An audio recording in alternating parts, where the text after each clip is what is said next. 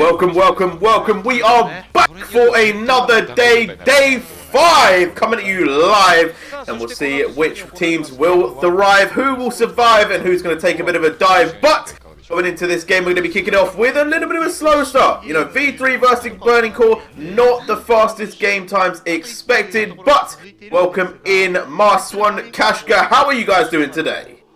Oh, J-Real, thank you! As always, I'm doing spectacular. We've got some LJL action, so it can't be a bad day. For me, at least. For me. Yeah, I can't wait to see if V3 is gonna pick up the first win. Some interesting games going down later on as well. And yeah, it's just another day of LJL, so it is a good day.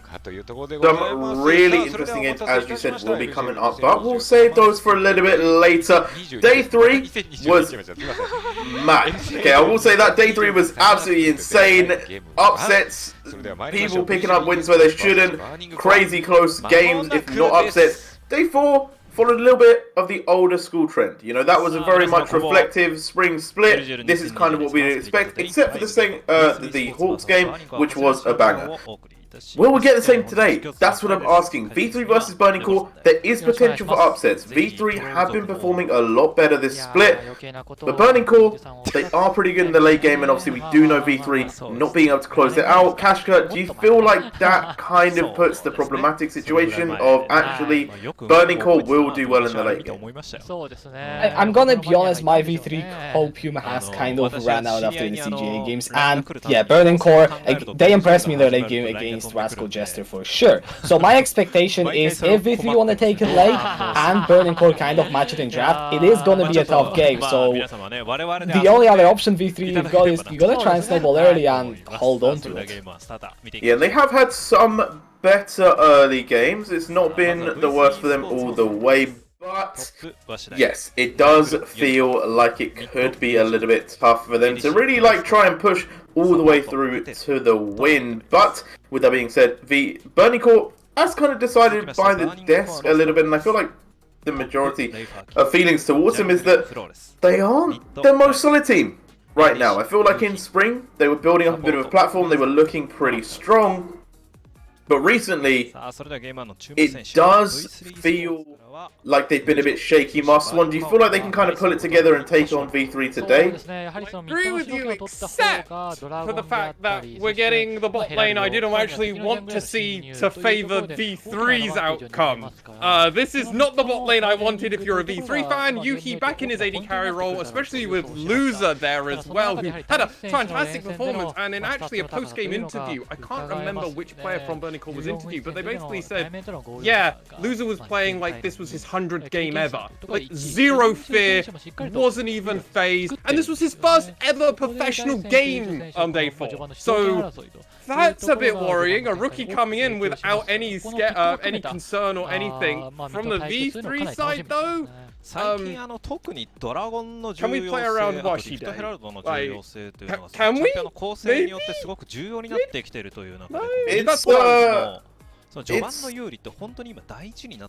It's a question mark. I will say there is potential that we might be getting some feedback from the other stream onto this stream. Apparently we can hear the casters coming through, but going on to the next point. You said about V3 fans. Well, V3 fans are living in Spain with no S quite a lot of the time, but when it comes to pick and bans, I feel like V3 need to go for the Spain, but switch the P with the W. Kashka, what are you feeling about Yu-Gi-Oh! Swain at the moment? Is it a must pick or is it a must ban for Burning Core? I mean, we're dealing in absolutes, why not? I feel like the one game we've seen, it was a good performance. Absolutely, if you don't have a way to deal with it, you should ban it if you're Burning Core and V3. If that is what you have planned going into today, pick it up because it looked good. It's got the scaling and the team felt comfortable playing around it. Well, until it, fell apart, but we don't talk about that. Yeah, I'm gonna say I would love to see it being picked for V3, and I think Burning Core, you might as well ban it because honestly, there haven't been that many picks this play that V3 impressed on. Yeah, I do agree. I think that there is definitely some potential for them to switch around, but we're going to see what they do decide to lock in. We're going into game 1, pick and ban. Kashka, Mars1. Let's see who picks up the win. Alright, we are going to be finding out. V3 are taking the blue side, Burning Core on the red side, and straight away with the bans. Dice is Azir. That's the one that's strong in my mind, at least. I mean, outside of this, I feel like Burning Core are just banning generically strong champions here. Lucian, basically taking away the Lucian Nami lane. Renata Gosk, obviously one of the best supports at the moment. B3, very much, it feels like they're doing target bans. It is a little bit surprising to see the Kalista be banned away, just because that's never been really a Yuhi special champion. His Aphelios is always the champion. If he's on Aphelios, it's a different player. It's similar to Yellow Yoshi and his Poppy, right? Like, I just expect more, and I know they can pull out huge performances. Wukong being the last ban, Unica hasn't played anything about that Viego, so I'm guessing that's something to do with scrims, maybe. Potentially, or, maybe just trying to force him into the Viego. Something along those lines. V3 having quite a few of the AD carries. Let's see what they are going to go for. Zeri often finds itself on the ban table, so it being left open. V3 gonna take it. Yeah, we've seen some huge performances from Zeri already this split alone. Obviously, there were countless hype reel plays. I always remember the Sangchu initial D-drift. Yep. That's just a classic one for us here at the LJL. It does leave Burning Core, though, the option to basically respond however they see fit. For their bot lane and how they want to attack the carry pool. I don't like this. This is bad. You don't reveal information. You know how I feel about this, Kashka, and it's a no! Yeah, I mean, hey, LJL special. I don't know how many times I can say this with a straight face when we're seeing Nars being first pick on the red side, but there we go. Ray Farkey gonna take that up to the top lane, you have to imagine, and yeah, Nautilus is the response. I mean, definitely one of the stronger supports that we've seen teams just kind of fall back on whenever they can. But it has already done exactly as you expected, you absolute mind reader! Or maybe controller, I'm not quite sure, Kashka. Unica playing his 5th straight game in a row on this Viego, and it's something you and me talked about to ad nauseum. We want to see you on something different, Unica. It could be flexed. It could be flexed. That's fair. It's not going to be flexed. It probably is not. But it could be. And I feel like a fair point to Unica is that he has had the highest kill participation. The obvious caveat I must add is he's had appalling damage share on this champion, but he's been getting ganks going. And now with that Tahm Kench, clearly V3 are trying to give Dresco the protection to pop up on the Zeri. Okay. Let's go! Talia picked up. That's a flex pick, but more than likely probably going to be going in the mid lane. Though you can play it jungle, and you can still ADC, or put it in the ADC role for that. Against Zeri, though, Nautilus Talia is not a fun combo, unless you have your Tahm Kench be clutch, but you've still got to wait till 6. So they've got options of Burning Core. I don't know if how proficient Yuhi is on Talia, so it's probably going to be a dice or flawless champion, I feel. You have to imagine, and either way, once we get into the team fight, Zeri's movement is going to be severely inhibited once you lay down the Unraveled Earth. And we are going to be moving into the second phase of the bans, of course. V3 probably not picking the top lane so far. We are going to see that Camille being taken away. Which I think is slightly wrong. I don't know if you actually had you desperately needed to pick up Tahm Kench if you are Hatel. I think you could have probably picked a more preferable matchup for your top lane for Washi Day. The fact that he basically has to lose 2 more ban slots against Ray Farkey of all players, and you can see these critical bans coming out. That's Sejuani and the Camille. Champions that can very much take it to a Gnar, and even overgo a Gnar, especially in a team fight with that Sejuani. This is I'm not comfortable for V3 right now. They've got options. They've got a carry. They've got the damage with that Zeri. They just need to kind of figure out the other pieces. And currently, I feel like top lane might be a little bit of a question mark for them. Going to be in a pinch. Renekton and Yone. That's interesting. Weird. I mean, Dice does play Renekton mid. He is one of those players, but like, just because he can doesn't mean he should or even would, because Dice has a huge champion pool. I'm imagining an AD carry is going to get picked up here. Aphelios is still open. Jinx is still open if we want to do that angle for Yuhi, or he can just play things like an Ezreal. Yeah, Ezreal gets locked in. Have poke, can kite around the team fights, especially with Talia. I wouldn't be too surprised if we see another poke mid laner just to come out as well. honestly just disengage away from V3, make sure Washidai can't hit anyone seems like a good enough game plan. And even if we are gonna see Swain being picked here for Yu-Gi-Oh, I feel like with that much range, Burning Core would be comfortable with going for it. And no, don't match them! Oh no. They're gonna get counterpicked, Kashka. You know that's how this works, right? I mean, yes, but then on the other side, that's kind of how blue side works. Yeah, but they didn't have to put themselves in this spot. They also banned Yone. Like, there's so much wrong with this. Okay, I like that. I like that. If people are going to draft Poke, one of the best champions against Poke is to just throw down the Vape Nation, or Gwen's Vape at least, and to go full into it. So I'm okay with this. Gwen's a good pick. The issue is, oh my god, Tryndamere locks in, just counterpick galore. So that Taliyah is going mid. So we got Poke versus Poke, so nothing's going to happen mid.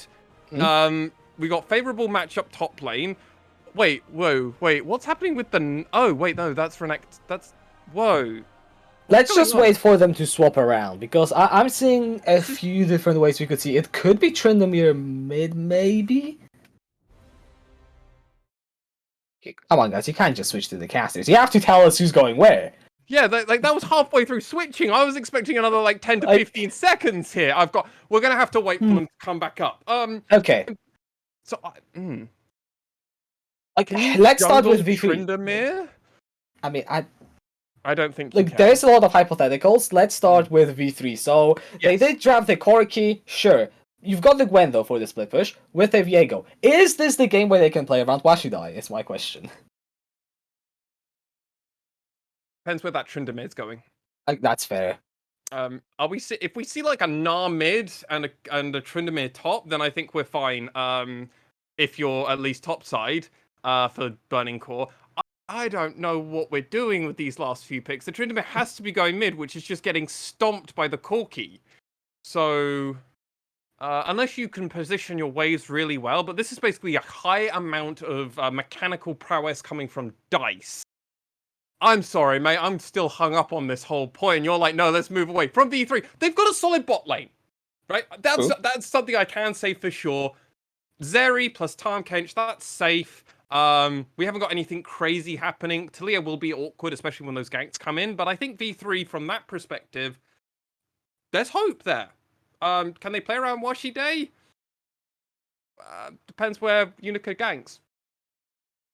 Yeah, I mean, Unica has had some solid ganks, but they have been kind of all over the map, it feels like. To me, he's been going to one lane, going into another, getting 2-3 kills in the early game, and then V3 have not been known to transition that into bigger leads, and we'll see if they can reverse that fate. I feel like with Zeri, again, on paper the pick looks good, you can definitely play around it, but then I'm looking at a Taliyah, I'm looking at a Nautilus on the other team, and it just feels like Burning Core will want to suffocate Dress Code out of this match when we get into those fights. Well, we have just got the standings on, so it is going to be Dice playing Tryndamere mid into Corki. That's...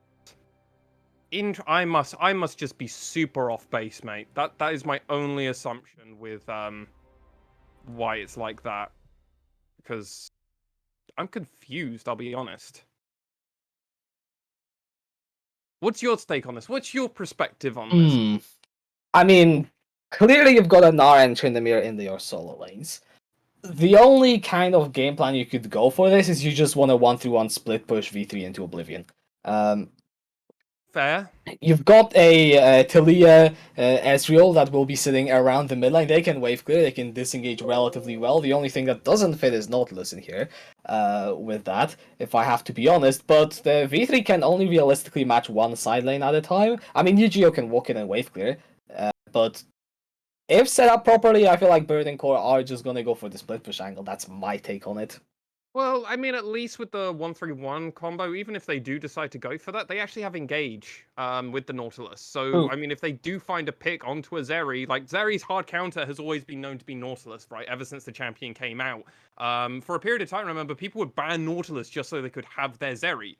So I don't think it's terrible. There is a bit of discoordination in the draft for sure. But also, a 5v5 fight looks pretty weird and difficult from both sides. I don't think either side has a particular stake unless you have someone like Ray Farkey landing like a 3-man, 4-man Gnaralt. Or if you get a Yu-Gi-Oh! If they put a package across 2 to 3 members of the champions. I think there's an angle there, but I think the thing that you alluded to at the very top of this pick and ban phase, Kashka, when that Talia was locked in, throwing those stones on the ground is going to be such a bane for the side of V3. Like, how do they beat that in a team fight? I don't think they can, actually, when it comes to positioning around the team fight. Setting up objectives in general is going to be difficult because Flawless is always going to be there. He's the jungler. And Corky package, you get stunned through that if you go through the Unraveled Earth. Of course, Zeri has the dashes. And then you've got the Gwen and the Viego. I mean, everyone apart from Hitel relies on the dashes in some way in order to position out the team fights. And a fair point is that Flawless will not be able to stop all of them. At the end of the day, it's just one ability. But if you position that well, if you set up around the objectives properly, if you're Burning Core, then yeah, I don't see much of a way that V3 will be able to get around. But the big point is that if Burning Core set up well around the objectives, I feel like that's what we'll be judging this game. But Burning Core would be pretty good about that, actually. That's true. So I think if that's where you're saying that's where the hope for them is, I'm here for it. But we're in game 1 time, Kashka. It's game 1. Exactly. Theory is all well and good, but you have to see how it translates into the Rift, as we're gonna go into our first game of the day, V3 versus Burning Core. These two teams are currently at the bottom of the standings. V3 still yet to pick up a win after 25 consecutive losses in 2022. Maybe today is the day. Over 140 days since they last had a win. This roster has actually been playing together, and they have yet to find a win. So a lot riding on these members of V3 Esports, a lot in the tank for them, and I'm sure there'll be interesting things. Having a look at the runes and masteries, everything looks fine here. Everything looks absolutely fine. Electrocute on Talia, pretty standard. You want to just do your 1-2 combo, and then half the time wander off, and then maybe look for something else. I'm just going to be very interested to see how this Tryndamere versus Corki, especially as first strike was on the Corki, which is standard. I'm like fully aware it's standard. It's just I am intrigued to see how this will play out for Burning Core more than anything, and Dice in that mid lane. Yeah, it's going to be a big test for Dice, one way or another. We're gonna see how much he can really do with this unconventional pick, so to speak. And I am aware that like Tryndamere in certain ranged matchups can just bully if they get like 1 to 2 auto attacks. It's just I've not really seen it hugely against Corki just because of the scaling and the range that once Corki hits one item spike, it's like, oh well, there's just never a wave. So how is Tryndamere meant to get on outside of using a summoner, which kind of feels counterintuitive? Maybe I'm just a complete sinner and I don't understand how Tryndamere works. Maybe. Actually, I mean, we've got the whole game to figure that out. We do together. Exactly, it's a learning experience for us too, and I'm gonna go on a whim. Probably most of the viewers as well, unless there's just one person typing in who's gonna be like, "Wow, these casters know nothing about Tryndamere mid." I mean, you'd be right. I would agree. Oh, apparently we can hear the Japanese casters again. I'm not sure what I've done wrong. I'm producing everybody, so apologies for that. I don't know. I don't know what I've done wrong. Gotta figure it out. Wait, no. Oh, I'm just an idiot. I'm just reading a message from like 20 minutes ago when the Japanese casters were first being heard. That makes sense. It's fine. Jungle pathing is a go, though. And Flawless already coming in for an invade because Talia Clear is really fast. Can you believe that? All of this terrain allowing Talia passive to come up, meaning that she can come in. Flawless already getting a steal, setting up for this bot side rift, Scuttle Crab. Can potentially look to double Scuttle Crab as well, depending on their pathing here, which is like the speed in which this is happening is rivaling Udyr levels of speed, which is, I'm not joking, Kashka. Udyr's actually kind of good right now. Oh yeah, I mean, we're also at 3 minutes 30, so yeah, Flo is kind of doing it pretty fast. Unica only now realizes that the Raptors are missing, and so and now he needs to run back up to try and get that Scuttle Crab. Yeah, which means you can't punish this ball lane. Like, Yuhi and Loser are so far up ahead, Unica is not gonna be there to try and go for an early gank like we've seen V3 pull off so many times before.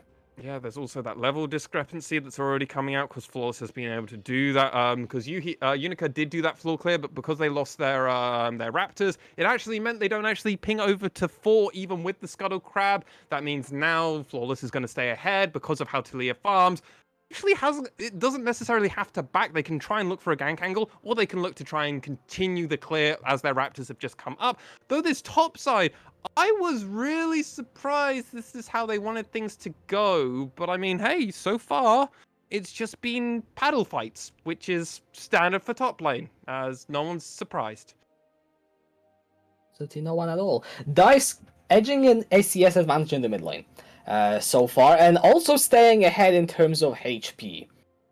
I mean, this is what you do as the Tryndamere. You just try and get your passive up, use the heal through the Q, and just farm. And I mean, at least early game, we're seeing Yu-Gi-Oh doesn't really do a lot of damage, but that's why when I said once that first item comes through, like DICE is going to struggle. But hopefully, my assumption is you want to just get through the laning phase as best as possible, bully this Corki early game, and then just try and transition that into other priorities, like a dragon. That's a pretty good thing to pick up. I mean, yeah, you have to back and you go through, but it doesn't matter because you've already set up your wave to perfection if you are DICE.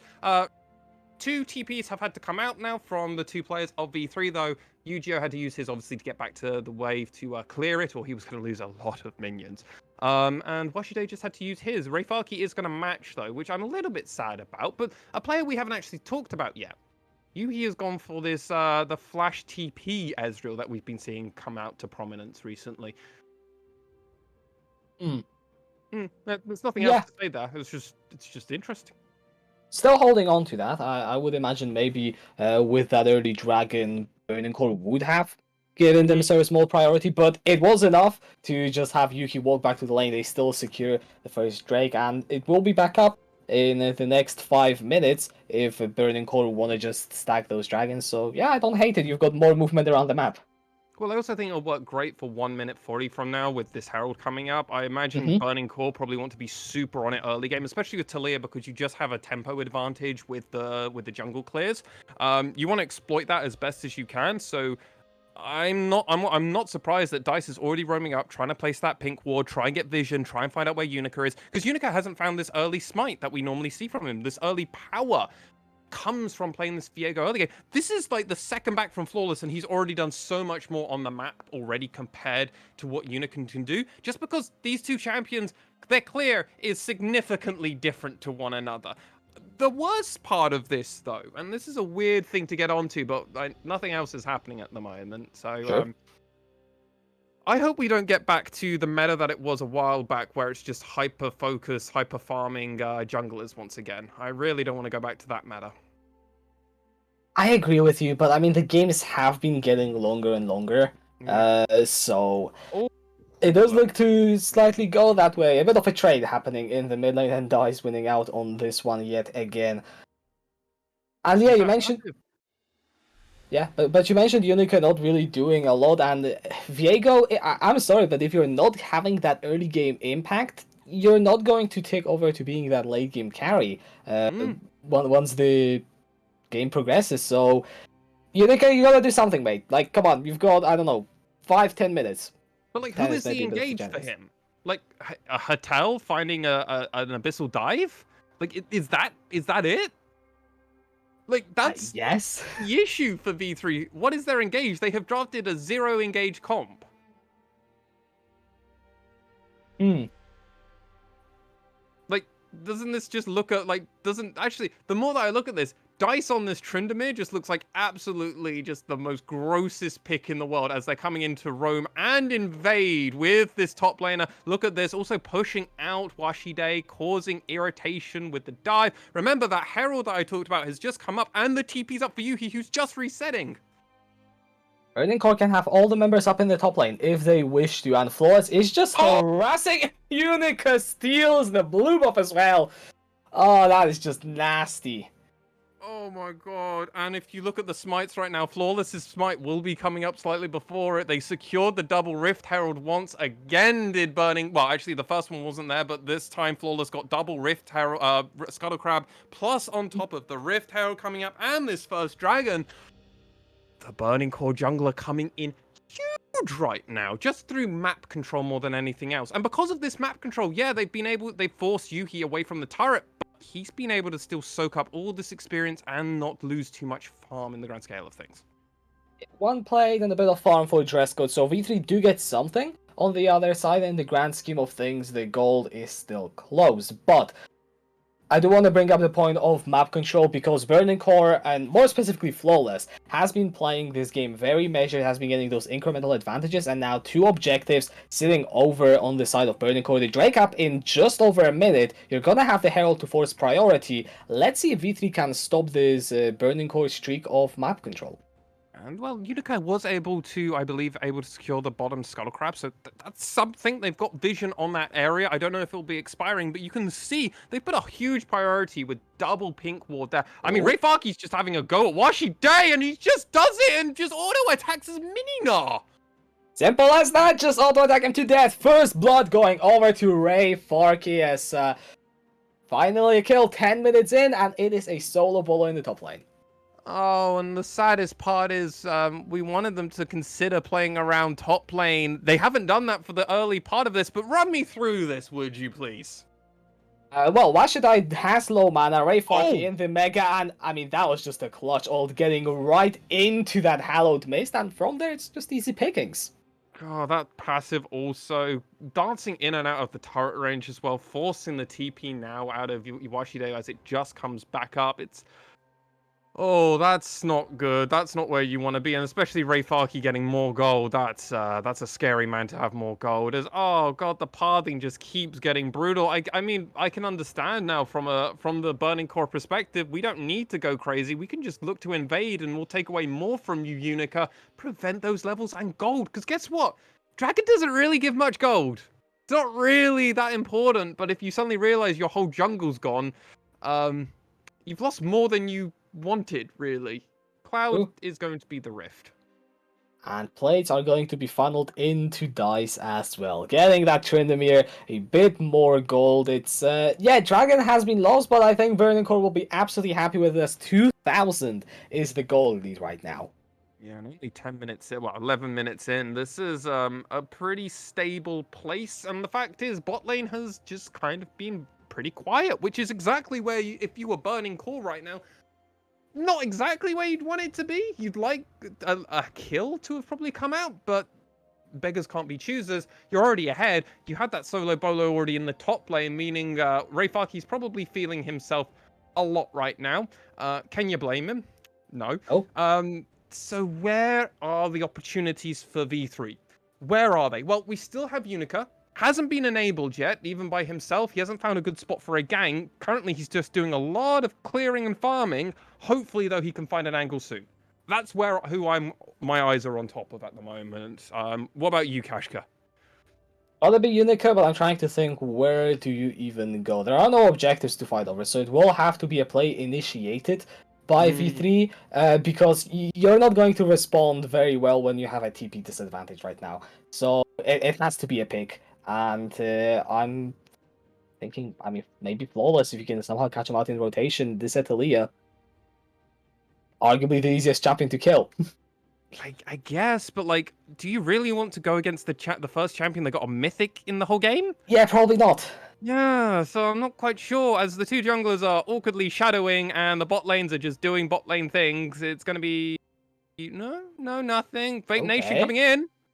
That stun is going to miss. Flash away from Flawless. Alright, V3 get a summoner. That is a start. But to what?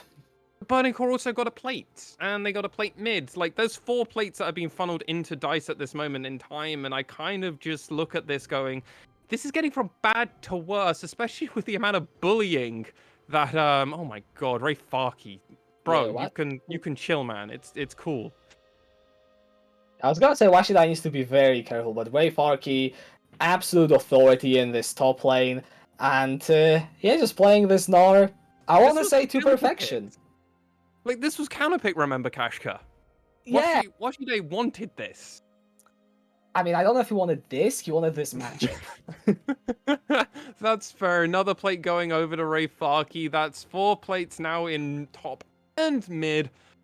Can you say funnel? Because that's not a word that Burning Core actually know, because everyone on their team just wants more gold, except for the bot lane, who have still actually got equal plating from their side. Yeah, they got one top. Their enemies got one, so no one's falling as behind for the side of Burning Core. Whereas V3, we're already about 3k down, and it's not like a lot has happened really. Yeah, and Mythics have now been picked up though for the carries of Burning Core. Outside of Yuki, I don't suspect he'll be getting his one anytime soon. But that Triforce Gale Force finished, and when it comes to those next objectives, V3 are going to be at a bit of a disadvantage. Loser just gonna dredge line to this wall, and it was an attempt from Unica, but then again, just couldn't quite get the lockdown. Yeah, we didn't even talk about it, but first turret for Rayfaki in the top lane. Basically, solo got that turret without any assistance from Flawless. Got that solo bolo, and then just kind of rolled it into that. Very similar story has been happening, obviously, in this mid lane. The only difference has been, obviously, though, there was that Rift Herald that has used, which, funnily enough, that just popped up. Oh my. Look at this gold lead. Ray Farkey is popping off in the top lane as well. Holy moly. I feel bad for Unic. I feel bad for Washide at this point now. I mean, I do as well. Especially that it was just the first big Gnar. As you said, this is the matchup he chose, and Ray Farkey just says, no, actually, I think I'm going to win this one. And comes out with an almost 3,000 gold lead by 50 minutes. Unica will be looking mid, but Dice just spins away. And it's a story that I feel like we'll be seeing a lot in the mid game, because I do want to revisit the point you made earlier in this game. There is no real engage on V3. No, there's not. And if you're also looking at what Flawless is doing, he is fantastic at juggling this camp. Flawless is one of their engage tools.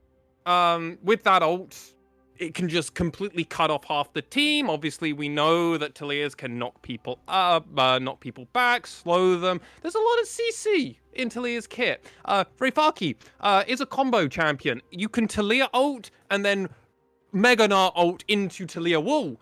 That's a nice, cute combo. You also have Loser, who is playing Nautilus, who is just a CC champion. So, Burning Core have tools at their disposal. They're not fantastic and 100% work tools unless you're Loser playing Nautilus and you just press R. Outside of that, what does V3 do? Tom Kench? Package? Dice?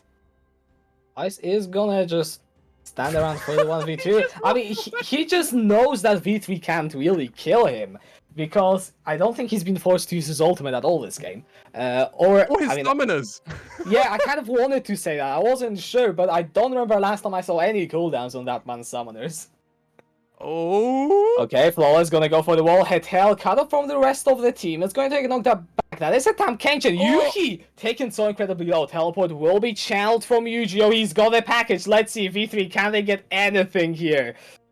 Unfortunately, no. Yeah, turret shots aren't great for an Ezreal to tank. That showed a lot of proactiveness from V3, but they're looking to do some secret agent moves here. Mega Gnar is about to come up. Ray Farkey does have the flash as well if he wants to try and get away, as the Mega Gnar does come up, as you said, the package forward, but Ray Farkey just dodges it away. Mega Gnar to knock away Yu-Gi-Oh! And he's out. Flash? What's that? Oh, Dice, though.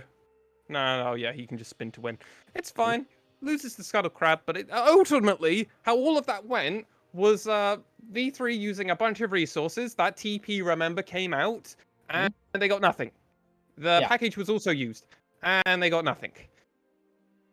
Which means, yes, package will be up for the next big team fight, but the thing that V3 has to deal with is they're kind of playing reactive with this comp. There's zero proactiveness coming out from them, and the fact that you raised, and I'm going to go to a point that actually you raised in the pick and ban phase, Burning Core can comfortably just go 1-3-1 if they want to. And they've already been doing that with Rayfarki in this top lane and Dice in the bot lane. They've now just switched them around, and then they're just going, oh yeah, we can just have Flawless causing absolute issues for everybody.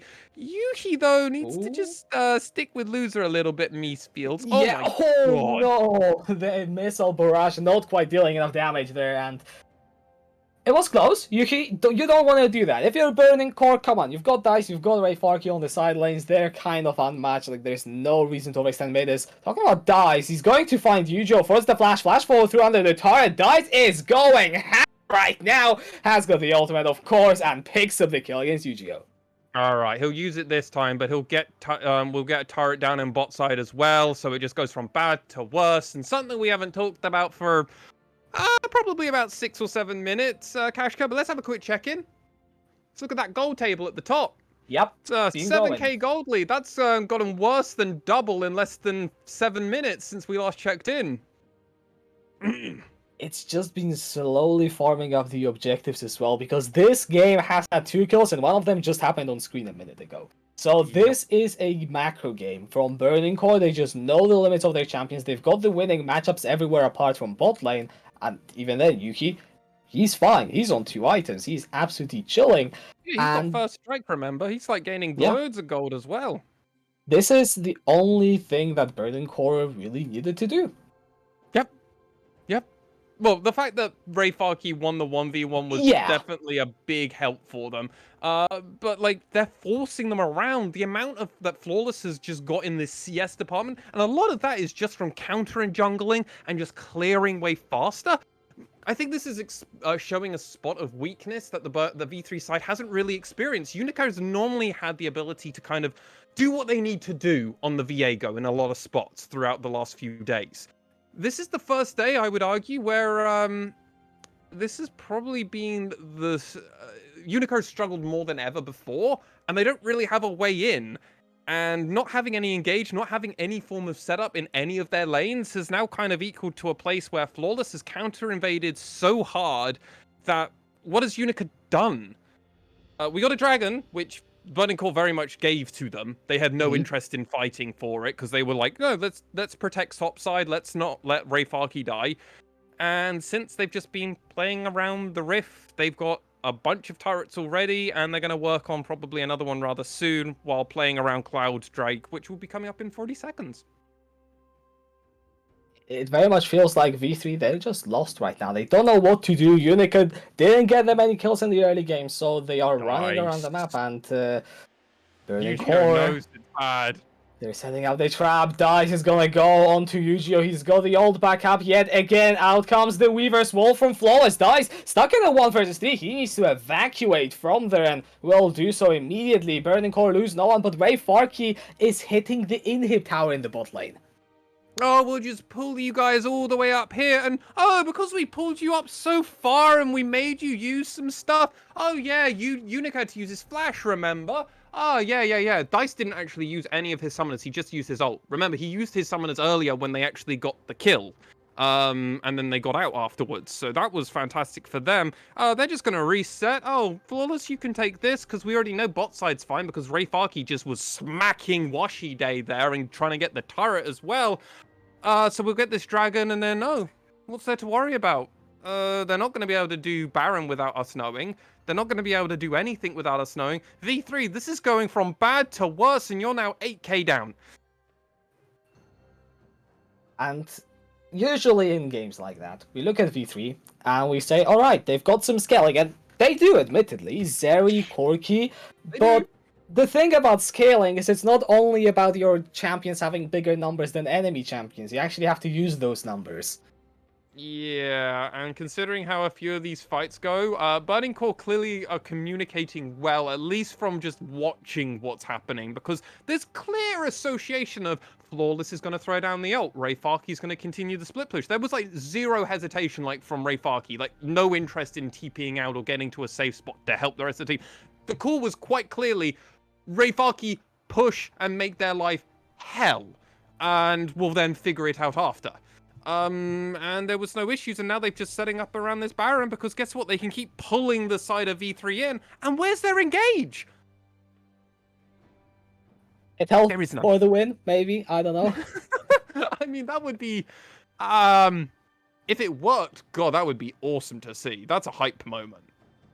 It is indeed. But as we have basically said so many times, and I'm pretty sure everyone is sick of us saying it, V3, not so much in that department. They will be forced to face check this Baron. Okay, there goes Hedel, there goes Unica, and package across the team as well. Yuji will be forced to flash away. Immediate teleport from Ray Fark. It is a fight that Burning Core will want to take, and Dice spins into the rest of V3. Will be forced to move back. Watch it down on the side, zoned away by Ray Fark. A lot committed from V3, but they do get a TP out. Dice, still not done. Okay, now he will just cross paths with Unica and walk away.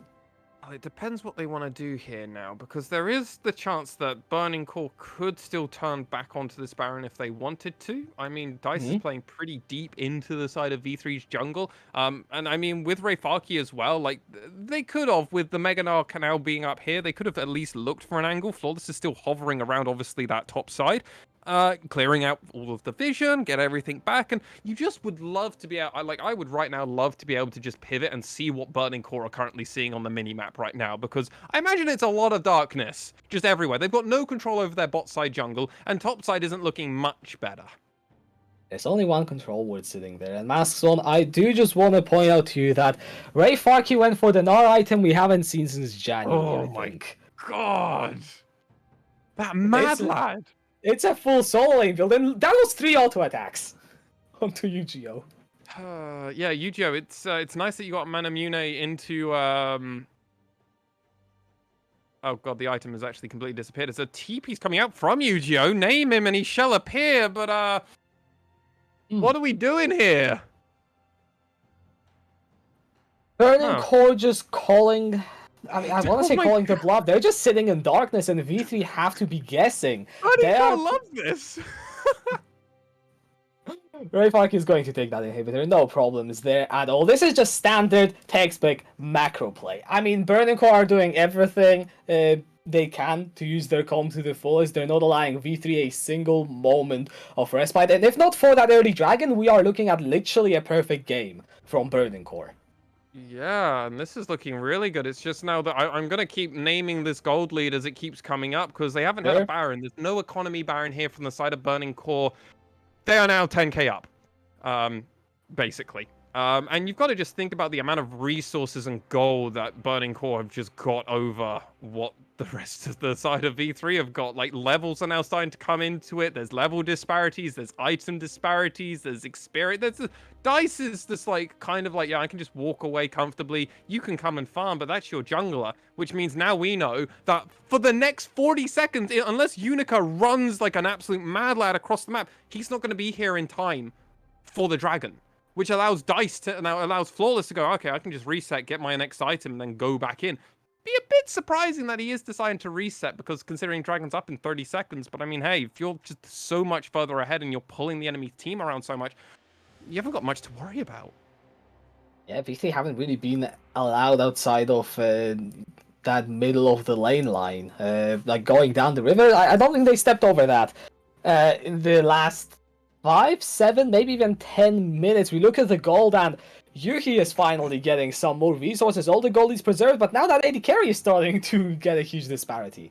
Oh god, and this was the one shining light for V3 Esports. The laning phase, V3's bot lane, was very comparable. The issue is first strike, the longer the game goes on, the more gold you get, and yeah, that's kind of worked out for Yu-Gi-Oh! For the side of V3. But then after that, it's kind of like, well, what else are we getting? And it's definitely not topside, because Rayfarki is in control of that, and Dice is looking and hunting, actually. Oh my god, he's going. Yeah, V3 dared to clear out the vision, and Dice just gave them a little fright. Flawless is in the bot side, though, so no threat of the Baron going down, but Rayfarki is walking 2 super minions into the base. V3, you have to respond to that. Flawless will be hunting in the jungle. Unica does spot him out, goes for the flash, stun, but who is there to follow up? There is Hetel, I guess, but there is also Blaskon, and Flawless just goes over the wall. Has to burn his flash, worth saying, but it's a trade of flashes for the junglers. It is, and I mean, in the grand scale of things, Flawless losing a flash, not as big as Unica losing a flash, because that means they have 0 flash engage. Like now V3 have 0 way to collapse into Burning Core, unless Burning Core let them in. So we'll see how they go.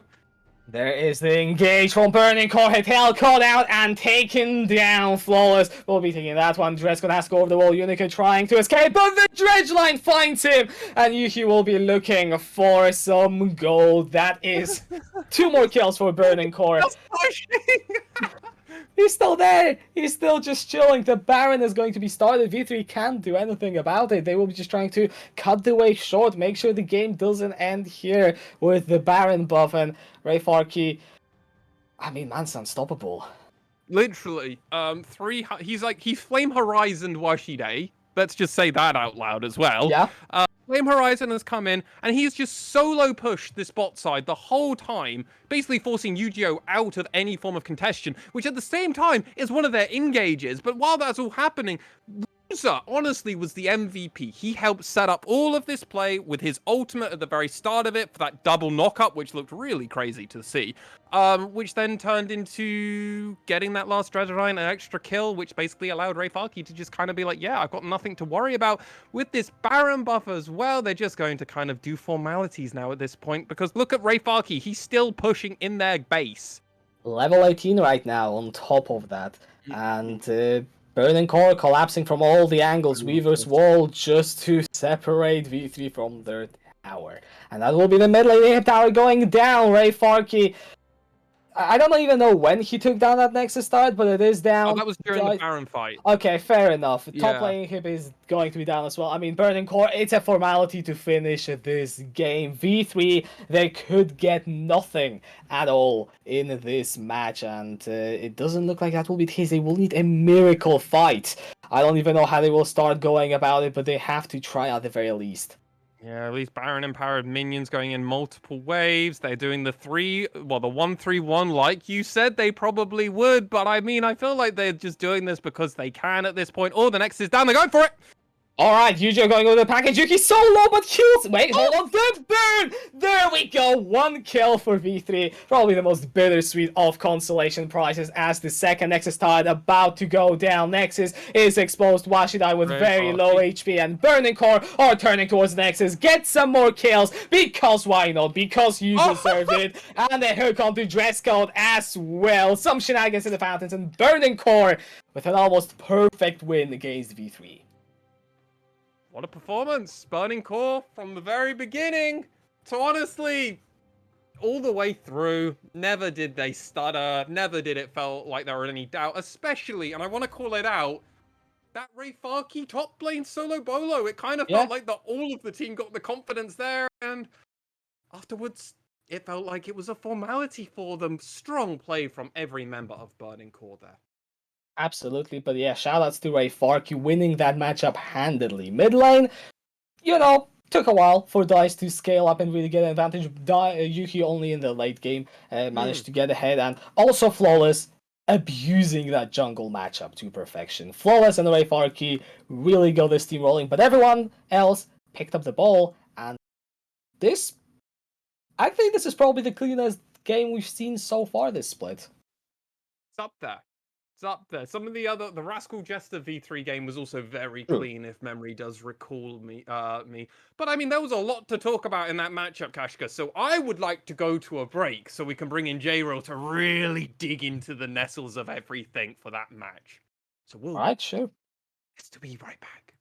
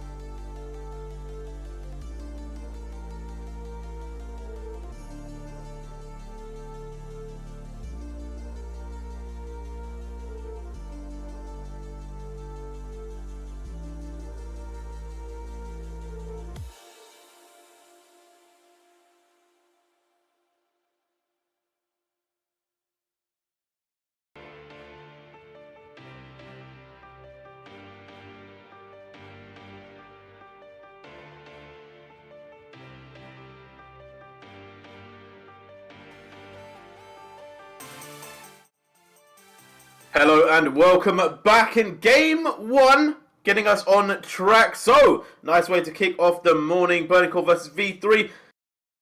V3, again, the win eluding them. You know, they're still not finding that one win that we're looking for from them. But, I will say, shout out Echo KO, Burning Core fans. You have to be happy with that performance. You know, a much cleaner game from Burning Core, really making it difficult for V3 to really get into this game at all. And Master One, do you feel like this is maybe Burning Core's road to kind of going back up to where they were in Spring Split? Yes and no. So the reason is I do think there was a bit of a player diff. A bit shown in this game. Washide picked into that Gwen versus Gnar matchup, gets solo boloed, and then it just gets from bad to worse. Eventually, Flame Horizon and Wraithbarky was an unanswerable question for the side of V3. Dice was able to very comfortably play this game. Flawless was clearly causing huge issues for Unica. So while I think there's a lot you could take away, and this was a fantastic showing from Burning Core, I think the players are just a step above the players of V3, sadly, or at least that's how it felt like from this game, from one side at least.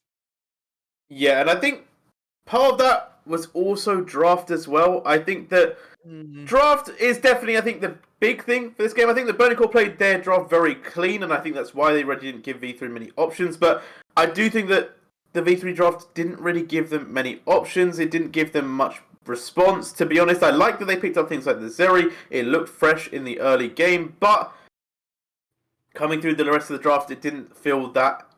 Well, it basically felt like they kind of trapped themselves into basically you have to win specifically this way, and if you don't do that, you're going to lose the game. Whereas from the flip side, Burning Core, they had those options and they had them early on. And I think that the first one I want to talk about is Flawless picking up Talia. I feel this is a really good champion in the meta, but also it just fits how he likes to play. He's known for playing Karthus, he's known for playing Diana. Kashka, is this like the Flawless pick? I mean, it felt like it. He really felt at home with this one because we highlighted in the early game how quickly he cleared, how he managed to get the steal away from Unica, basically kind of ruining his game plan and forcing him to go topside in the early game. And then throughout the game, just keeping the control over the objectives and zoning V3 wherever he can. I mean, admittedly, there weren't really any ganks happening in this game, but it still felt very comfortable and Flawless. Just knew the matchup, played it how he needed to, and made sure Unica did nothing. His pathing that game from level 2 was already causing issues for the side of V3. And remember how they were pulling around that first Baron? When they didn't actually go for the Baron, they were just taking the topside farm. It was so... my heart goes out to Unica, but this is what I was talking about when I said he could be exploitable, J-Real. Like, this is this part coming through. Yeah, and like I know that we kind of talked about this. I don't know if we talked about this on broadcast, but the Viego pick for Unica, Kashka, I know that you're not really a big fan. No, I'm not really, to be honest. I haven't seen that much, and I feel like it has its place in certain compositions. Yeah. But especially in this draft, there are so many other better champions. I'm gonna steal this from Mascon. Something like Volibear. There we go. Both V champions. Because you lack engage on the V3. Viego kind of needs someone else to set up. Volibear doesn't. You just run at them. Just pick that champion because he's like Viego's got his place. This game wasn't one of them. Yeah. No, I do agree. I think Volibear is super good. On the flip side of reviewing champs that were picked up as well, you guys talked about the Nautilus a lot, saying it didn't really fit with the comp, but obviously it did have the caveat that it could lock up Zeri. On reflection, did you guys like the Nautilus pick, Master One? I honestly think we probably could have seen 4 other champions from Loser, and I wouldn't have noticed the Nautilus or whatever it was. Like, weirdly enough, I can't say yes or no definitively. They got through laning phase. Which, I mean, if all you were for Burning Core, for the bot lane, if you were asking them, just get through bot laning phase and we'll figure it out. They did that perfectly. And then when it came to the 3-1 fight, and I want to highlight something towards the very end of that game that me and Kashka, like, our minds were, like, just blown because it was so well done. That Baron fight where they turned with the Nautilus ultimate into the max line, or it looked like the max line dredge line hit in, getting those 2 kills. The game was over.